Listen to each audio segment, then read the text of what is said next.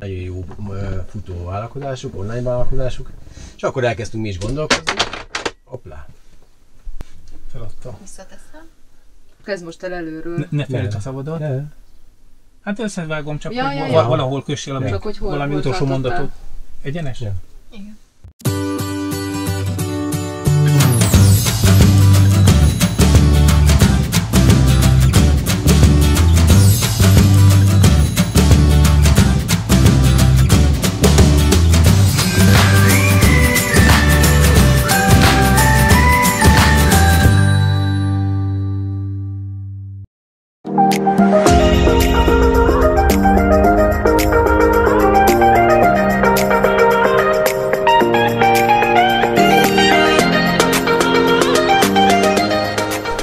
Sziasztok! Képzeljétek el, találkoztunk útközben egy olyan családdal, ahol 4 fiú van a családban, és lakóautóban élnek, 9 hónapja, ha jól tudom.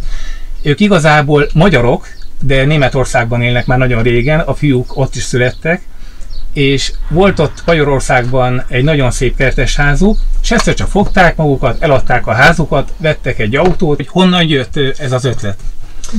Egész úgy indult, hogy egy 3-4 éve láttam egy érdekes videót egy német családról, akik 5-6 gyerekkel nekiindultak a világnak, és Costa Ricán éltek éppen akkor, és akkor elkezdtünk mi is gondolkozni, ott a házban ülve, ahova épp akkor egy éve költöztünk be, és ott gondolkoztunk, hogy igazából kinek jó, nekik vagy nekünk, mert ők már szép helyen lakunk, és minden rendben van, de mégis ők valahogy szabadabbak. Jöttek további gondolatok, hogy nekünk minden szép, és a gyerekek is ott nőttek föl Magyarországban, mi ugye hát egy nyugalomban, tisztaság, csend, fegyelem, meg jólét főleg, és azt gondoltuk, hogy gyerekeknek is meg kéne mutatni, hogy nem ez a normális állapot a világban, hogy lássanak ők is mást. És akkor te mit szóltál ez az ötlethez? Hát 2-3 évig semmit, azt mondtam, hogy nem, tehát én annyira szerettem a munkámat, hogy eszem ágába se volt ott hagyni. De aztán én is arra a következtetésre jutottam, hogy sokkal okosabb, hogyha eljövünk, és kimozdítjuk a gyerekeket ebből a komfortzónából, hogy mindenünk megvan. Tehát az volt a legfontosabb gondolat, hogy a fiúknak megmutatni azt, hogy az élet nem olyan, mint amilyennek ők eddig látták.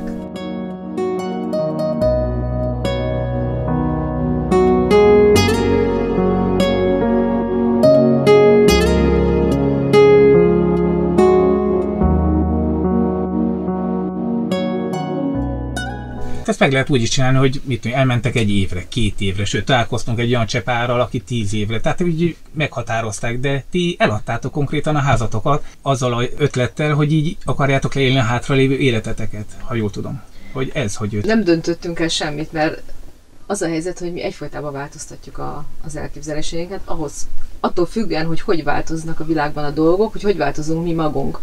És egyfolytában változunk.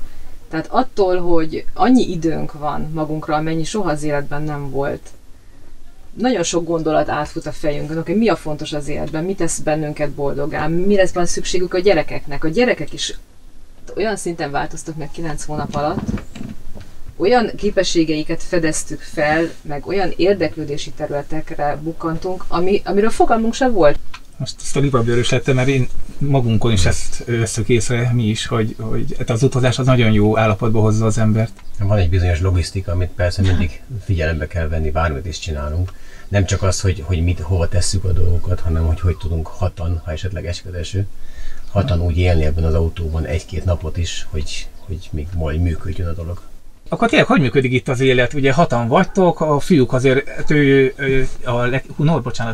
Hunor, ő a legkisebb, tehát őnála csak nagyobbak a fiúk. Egyrészt hogy működik a reggeli, ebéd, vacsora, hogy működik az, hogy ha tényleg rossz idő van, mondjuk napokig, és akkor mondod ezt a logisztikát, hogy itt nyilván mi 3-an voltunk fiútestvérek, akkor én felnőttem, hát voltak bőven veszekedések. Szóval hogyan kezelitek, hogyan kezelik a fiúk?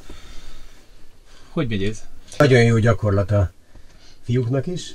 Szóval mi azt mondtuk az elején az útnál, alapból ez volt az első mottónk, hogy föl akarjuk fedezni a világot, az embereket és saját magunkat is. Mert ugye ilyen így összezárva lenni egy embernek, pláne ilyen tesztoszterinnal teli tínédzser fiúkkal, nekik is meg kell tanulni, hogy mit jelent az, hogy kompromisszumképesnek lenni, hogy valaki iránt, valaki felé egy lépést tenni, vagy néha visszavenni magából. Akkor az elején mondtuk gyakran, hogy nem az autó kicsi, hanem az ego nagy. És ez annyira jó volt, hogy mindig mondtuk, hogy kicsit vigyük vissza magunkba, és akkor hirtelen el fogunk férni. És ez nagyon jól működött. Szóval egyre jobban működik, még mindig persze, mert ez nem is lesz soha valószínűleg teljesen tökéletes, de szerintem jól működik. Nem, nagyon jól működik, tehát én féltem tőle. Ugye egy házban laktunk, mindenkinek volt külön szobája, és hogyha valaki ezt ki akarja próbálni, akkor menjen be egy 15 négyzetméteres szobába, hatod magába, és maradjon ott csak 2 órára. De nagyon jól működik. Tehát egy az, hogy mi nagyon jó partnerek vagyunk egymásnak. Tehát a munkamegosztás az kettőnk között az megbeszélés nélkül megy. Itt a fiúk, tehát otthon nagyon sokat segítettek, eléggé önállóak, teregettek, mosogattak, főztek, mindent csináltak. Itt a lakókocsiban nem mindig tudnak segíteni. A logisztika szempontjából vannak, amiket például én átvállaltam az elején, hogy WC ürítés, mindenkinek a kedvenc dolga, nekünk sokan vagyunk naponta egyszer legalább téma, gyakran 2-szer, akkor a víztöltés, ami fontos, meg a leeresztés, szóval az ilyen technikai témák. Igen, mert azt egyszerűen már gyorsabban megy úgyis. A fiúknak az elején megmutattuk, de valahogy inkább azt mondtam, hogy mielőtt elmagyarázom megint, meg könyörgök sokáig, megcsinálom gyorsan, és akkor kész van. És ezt a mosást hogy érted, hogy itt mostak a kocsiban? Nem. Mosodákban, de ilyen autó, ilyen hogy mi? Városi mosodákban. Városi, vagy amúgy egy kemping megállunk, igen. Volt olyan, amikor Törökországban folyóparton álltunk, és akkor folyóba mostunk. De visszatérve a kérdésre, tehát az, hogy megy így egy napirend, ugye? Igen. Tehát 9 órakor, hát az van, akinek már tök késő, mert valakinek akkor a munkahelye van, de akkor mindenki föl kell 9 órakor, és akkor reggelizünk, és 10 órától nem minden nap, de egy héten körülbelül 3-szor vagy 4-szer van egy kis tanulóidő. Tehát egy ilyen 1-1,5 óra. Igen, ez nagyon fontos, igen. Mindenkinek van egy hobbija, és ez az út során alakult ki. Tehát a Bende zongorázik és zenét szerez, a Nimrod elkezdett gitározni, az Ede olvas és a Rubik kockákkal elfoglalja magát. Minden fajtával. Tényleg, a Rubik kockáit mutasd már meg. Láttam egy bőröndöttelen mindenfélével, mutassuk már meg. A Hunor pedig elkezdett sakkozni, elkezdett zongorázni, és ő olyan, mint egy kis szivacs, őt minden érdekli. És ezeket rakja ki mindig időre. Igen, mindig és mindig ez már ilyen komolyabb. Meg ilyen 6x6-os, nem is tudom, ez hanyas. 5x5-ös. Ez 4x4-es. Igen. Ez nagyon komoly. Ez az ő szórakozása. Tehát ezt így, ja, és a nyelvek még ugye. Tehát most elkezdtünk spanyolul tanulni. Mert tudtok magyarul, ugye? Mert magyarok vagytok, a gyerekek is tudnak. Magyarul, németül, mindenki tud, nagyon és az iskolában ti tanultatok nyelvet? Nem. Én nem.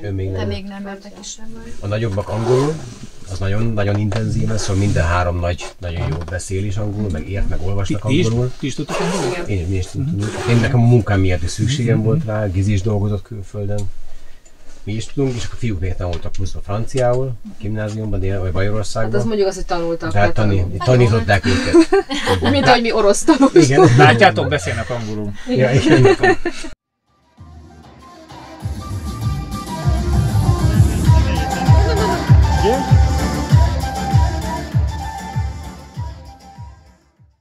Nagyon jó egyébként, nagyon sok kellemes emberrel találkoztunk. Mondjuk azt, hogy majdnem csak kellemes emberekkel találkoztunk. Igen. Azt figyeltük meg, hogy Törökországban, amikor hogy elmesélte? Gondolatolvasás minden. Azért elmegyünk, látszik. Lehet hova fejlődni. A nagy részét egyébként is mindig Törökország töltik ki, mivel az volt nekünk az abszolút fénypont. Nem, az, hogy Törökországban, amikor találkoztunk hollandokkal, lengyelekkel, spanyolokkal, akkor franciákkal, németekkel, igen, akkor európaiak voltunk, tehát mi ott európaiak voltunk, és egy közösség voltunk. Igen. Hogyha itt találkozunk, itt Spanyolországban németekkel, vagy akárki, tehát itt az emberek azért nem olyan közvetlenek egymással, mint Törökországban. Ez nagyon érdekes. Igen. Nagyon érdekes. Jó, persze, hogy Törökországban találkoztunk utazó családokkal Európából, akkor annyi közös szál volt már. Egy az, hogy utaznak, ez, hogy elmernek odáig plusz, menni. Hogy család van, gyerekek, mindegy gyerek közös volt. realitás. Volt, amikor heteken keresztül együtt álltunk, és nagyon jó, gyereknek is jó volt, mivel volt más gyerek társaság, ilyen kis falut képeztünk mindig, ilyen utazó falut. Együtt mozogtunk jó sokáig. Ja. És a hosszú távú célok? Na azt mondom, hogy mindig változik. Tehát az öcsémet fölhívtam, és mondtam, hogy jó, akkor most itt keresgélünk Spanyolországban egy kisvárost, ami mindenkinek tetszik, mert a fiúk is szeretnének most már megállni egy időre. És azt mondja, jó, akkor majd holnap hívják fel, és mondd el, hogy holnap mi a terv. Tehát most butaság lenne bármit is mondani, majd kérdezd meg egy fél évig, hogy hol vagyunk, mert nem tudjuk. Tehát egyik felünk visszavágyik azért Németországba, mert ott ismerjük az iskolában a tanárokat, ismerjük tehát minden a városházát, tehát tudjuk, hogy mi hogy működik, tudjuk, hogy hova kell menni. Ugye? Tehát ez az a fajta komfortzóna, amiben az egyik kicsi felünk úgy visszavágyik. Ott lenne a munka, mindenkinek rögtön vissza lehetne térni abba az életbe, amit ott hagytunk.